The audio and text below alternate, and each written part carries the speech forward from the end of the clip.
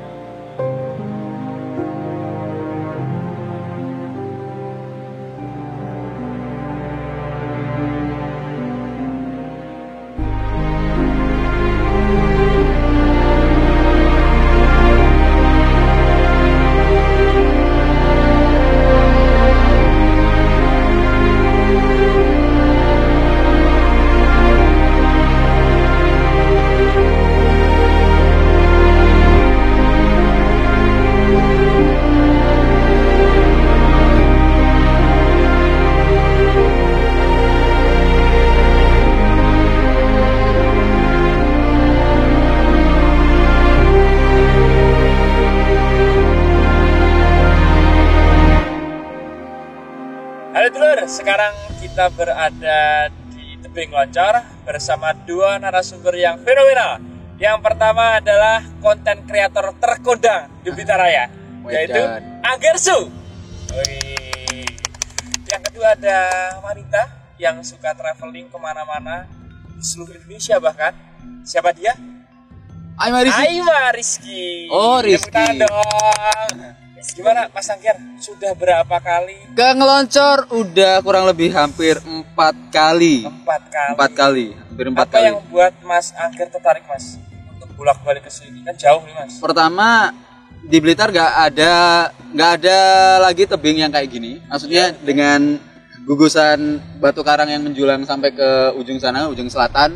Plus dia nggak punya karakter tebing. Di Blitar itu hampir nggak ada karakter tebing yang bisa dipijak selain di kawasan Tebing Loncor ini, khususnya dengan karakter-karakter yang bisa dibilang kayak batuan meteorit ya, kayak gitu sih. Betul sekali. Kalau Mbak Aimah sudah berapa kali Mbak kesini Mbak? Sama sih, kayaknya kurang lebih 4 kali kali kesini. Pas juga lagi pas sunset di sini, karena di sini emang salah satu spot untuk orang-orang sunset yang, gitu ya, nyenja gitu ya? Iya, nyenja, anak senja. Anak senja. Siap. Anak sunset. Ini salah satu spot senja yang mungkin paling Epic ya, paling ciamik, paling estetik pokoknya. That's right. Di Blitar, pokoknya ya cuma ada di Tebing Loncor. That's right.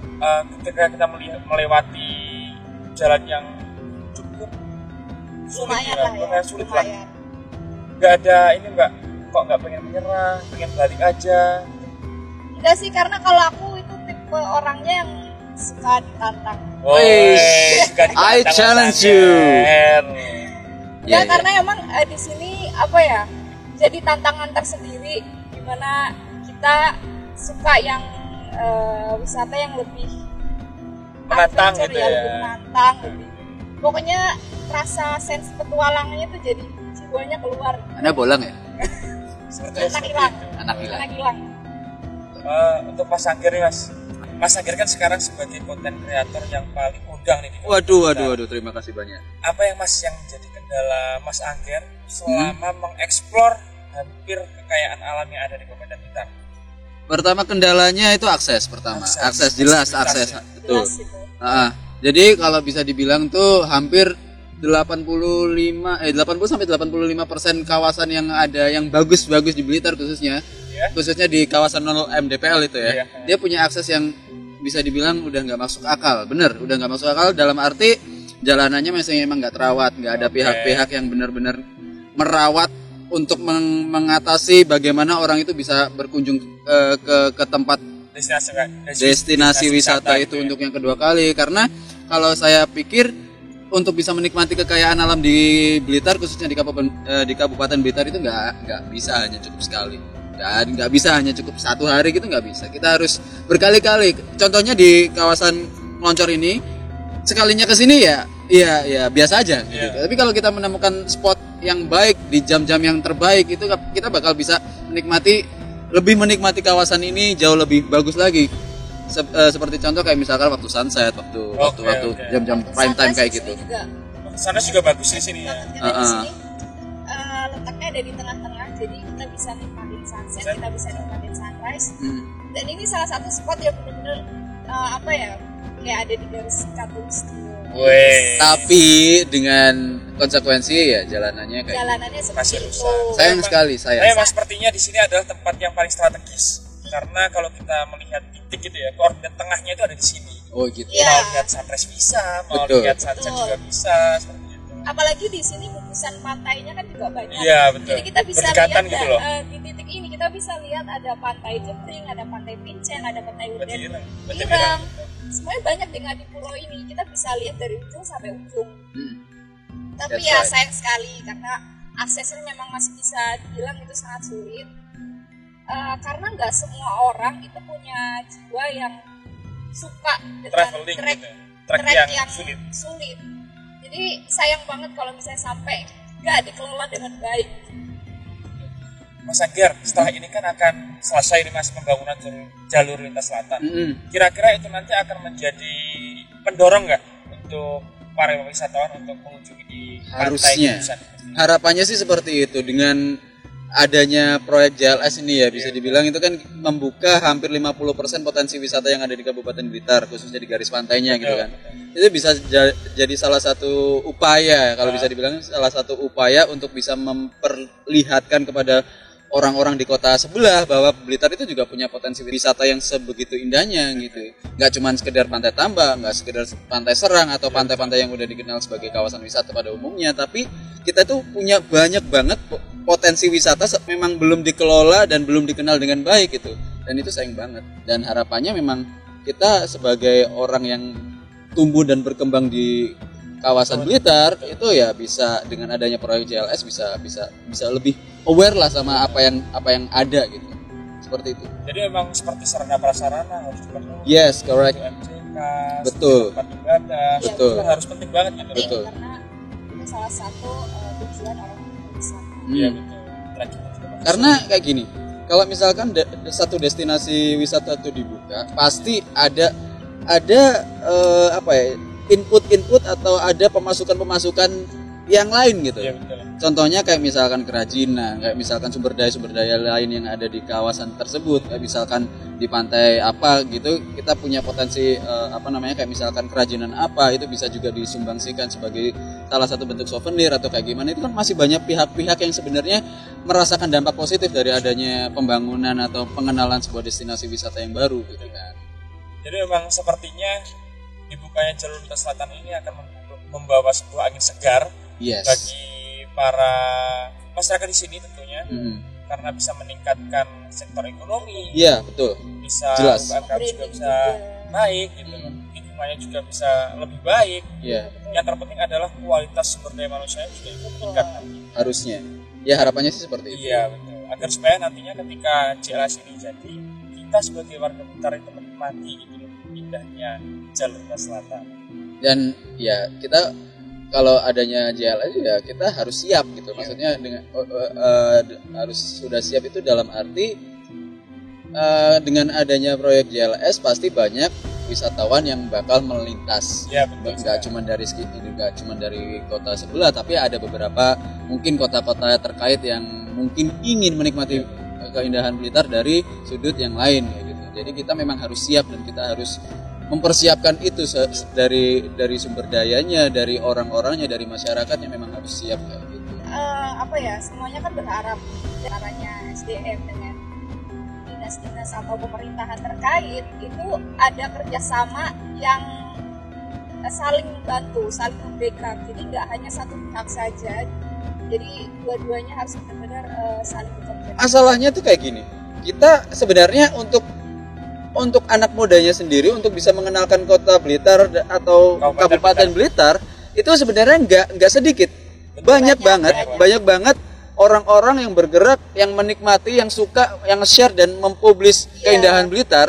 Tapi apa ya? Kalau saya lihat kurangnya respons. Kita sebenarnya itu udah nggak kurang-kurang gitu. Saya mewakili beberapa kreator yang mungkin ikut mempublikasi keindahan Blitar.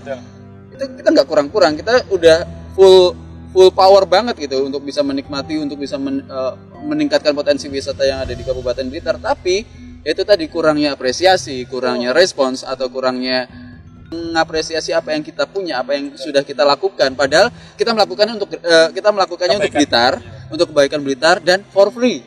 Kita ya kan for free. Kita nggak meminta apa-apa kan, kecuali apa sih maksudnya, kita diapresiasi aja udah cukup gitu. Kita udah cukup seneng dengan kita diapresiasi, paling tidak kita sudah ikut apa ya istilahnya, ya kayak gitu sih. Dari perwakilan pemuda-pemuda yang sering mereka turut ambil andil dalam menggerakkan pemudanya untuk membranding sesuatu destinasi, itu juga nggak kurang-kurang sih.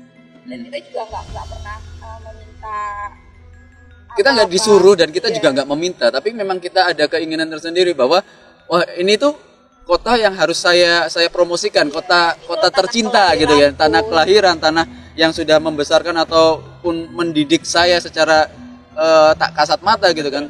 Jadi salah satu bentuk balas budinya dengan cara seperti ini. Tapi ya itu tadi, balik lagi, adakah respons yang bisa kita terima paling tidak membuat kita itu semakin semangat gitu loh, semakin semangat untuk bisa mempromosikan Blitar jauh lebih baik gitu kan.